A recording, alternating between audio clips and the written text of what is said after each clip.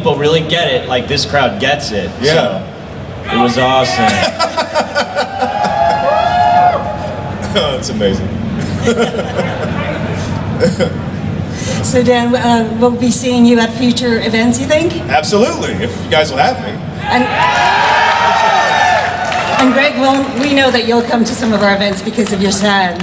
Indeed. My son Dakota is dueling right now in the Dragon Duel. Go Dakota! It's also his birthday today, so if you see him, say happy birthday.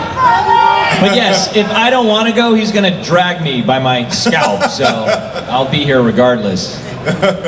That's great to hear, and I'm sure the fans would appreciate it. All right, I'd like to open it up at this time to the floor for questions. The gentleman in the red t-shirt and the king. Wait for the mic so everyone can hear. Yeah. I got a question. Have y'all seen the original Japanese versions? And if so, how do you feel about this? Looking at the crowd here, how do you feel about the censorship of the show?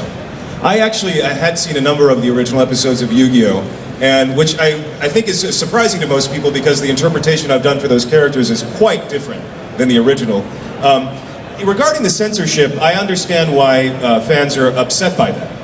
But these are things that are largely out of the control of 4Kids. I think people give 4Kids a bad rap because they're like, why did you make it so much lighter and less edgy? And I do a lot of other anime stuff, and I've even directed stuff and adapted stuff that goes like directly to DVD, and so I appreciate what the edge brings. But it was being changed to be appropriate for an American market, you know. And there are rules about broadcasting, like you can't show blood, you can't show guns, and Can't swear. Yeah, that one really bothered me. I mean, it was great when we saw Bonds Beyond Time in the city. Like everyone booed the 4Kids logo, and we're like, really? which I'm with Dan. Like I understand the hardcore fans that don't want anything changed, but that stuff is completely out of their control. They can't get it on the air otherwise. Yeah. So in a way, we owe them a debt of gratitude for getting what they did to you guys. Yeah. Thank you. The gentleman in the middle with the glasses? Patrick. Hey Dan, hey great. I just want to ask, like, what's your favorite monsters in your own deck? Yeah. Each one of you. Don't make the other monsters angry. Better choose the right one. Stardust Dragon? Yes! And for me, although I can read from a script and pretend to duel, my association with the monsters has more to do with the story of the show. So hands down, it's Dark Magician, given the emotional relationship and relevance of that. But I mean, there are a lot of cool monsters, obviously, and the one I probably have the most fun summoning is Exodia, because I get to say obliterate, you know. And how often do you get to say that? You know? Okay. Come on, Dan. You asked for that one. Come on, Dan. Exodia, obliterate! It's fun. Except it hurts your throat. Well, it can, yes. All right, next My question. take number 45. Yeah. Eric Stewart, not quite right yet. No, Eric, please, I'm bleeding. The second row, the gentleman with the hat, the red cap. Just a quick question, do y'all ever have to play the game since y'all are actors on the show?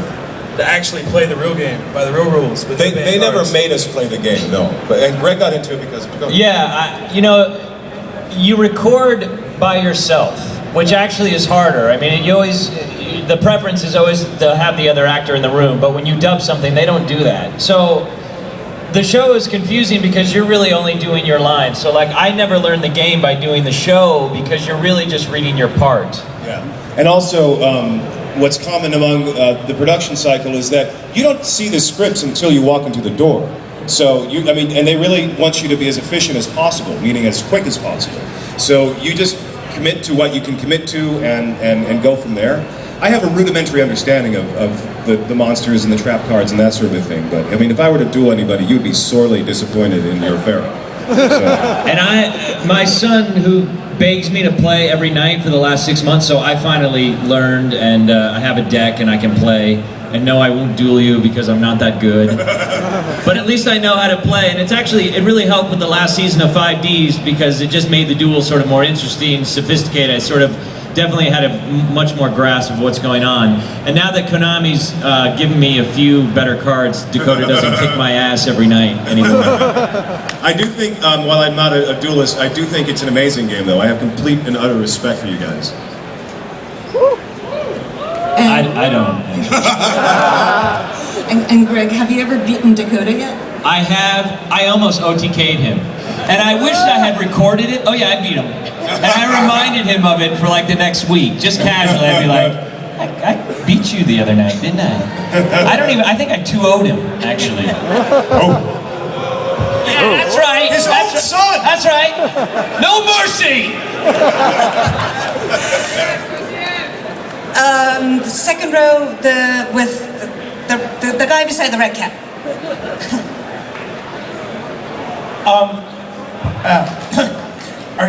Do you know if 4Kids is going to do anything like Dragon Ball Z did with the Ultimate Uncut and release like an Ultimate Uncut of Yu-Gi-Oh?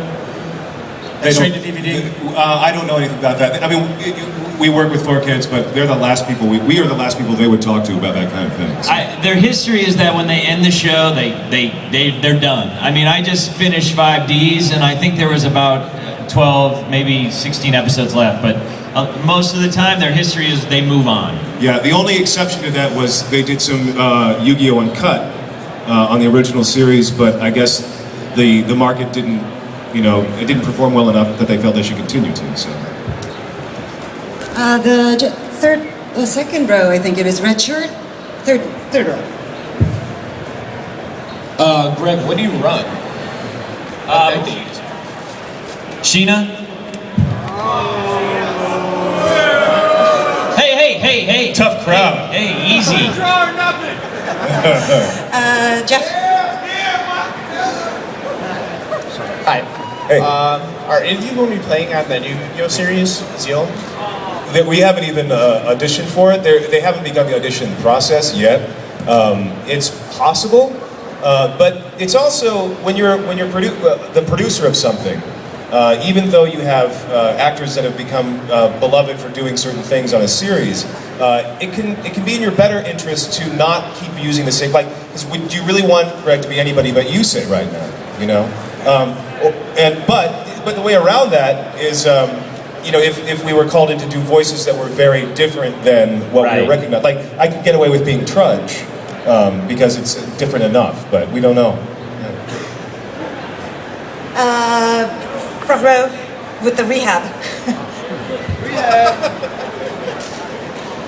So, when are we going to see you play in a YCS? When are you going to see me play? When hell freezes over? We'll go to the side. Red shirt.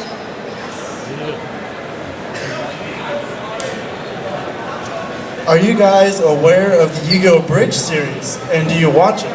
Way aware. I recently did a convention in Australia, Supernova, and the last time I was there was a number of years ago, and so I was getting the standard request of, hey, summon this monster, whatever, this line from the show, and I was actually asked to quote a bridge more than the classic series. But I think it's hysterical, and I've seen like 2 episodes, but I think it's absolutely hysterical because I'm not sure if you guys are aware of this.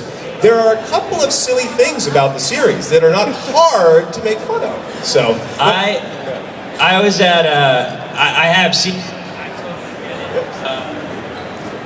Hello, Papa. Yeah, I mean. it's Little Karibo. He's like, no, yeah, don't say that. I think it's okay. I'm kidding. I totally get it, and I have a sense of humor about the show, so I think it's great. I was at Comic-Con 2 years ago, and I sort of knew about it, and Little Karibo got up to ask a question. The place just erupted. I wasn't sure who he was, and then he had me say, my voice gives me super strength. Yeah. So yeah, but I get it. It's cool. Guy in the back with the gray t-shirt. As far as your inspiration to go into the voice acting for these shows? What really made you want to do that? Because I know Dan Green, you did voices for Pokemon with Mewtwo, Entei. What really made you want to start this whole as a career? I think this is a great question. I think a misconception is that we got into this to be voice actors. We studied to be actors, and actually I had a background in theater and a little bit of TV stuff and film stuff, to really exceptionally crappy independent films. So we're actors who got into doing voice work as opposed to aspiring to be voiceover actors. And the common question too is, if you want to do that, how do you get into it? And the first thing is learn how to act. You know, take some acting classes. It's not just about making funny voices. Yeah, I think when you're an actor, do as many different mediums of it as you can, and we just happened to be luck out because our friend Tony was in the field and sort of got us into that. But like Jay, I try to do a little bit of everything, and then you can actually keep working, because I love doing this stuff, but it's not, it's not a 9-to-5 job, so it's just one of the things we do. We lost our... Oh, we lost the mic guy. There's this very patient guy in the back with the strap and the maroon shirt. Do you want to come over? Come on up. This is your life. Come on down and ask a question. The price is Yugioh. I wanted to ask about the Yugioh abridgment, but since I didn't get a chance to ask first, I wanted to know if y'all could do Raphael and Mewtwo. Say again? Can you do Raphael and Mewtwo? If I could do Raphael what? Voice and Sure. Voice. Mewtwo. Yeah. My name is Raphael, and the bozo in the hockey mask is about to find out how angry I can be. You guys are getting a treat today. In the back, red shirt. What do you want me to say? I don't know, Mewtwo. Mewtwo is very much like the Pharaoh, but yeah. I don't know. What? Professor L! What's that? Professor L! What? Here's your Pokedex! You know what? Let me do Trico. Okay, you ready? This is a Pokemon. It's one of the fun things you get to do. The ridiculous things. Okay, so this is Trico, Pokemon. Trick-or-treat! Chico! Aw, Chico!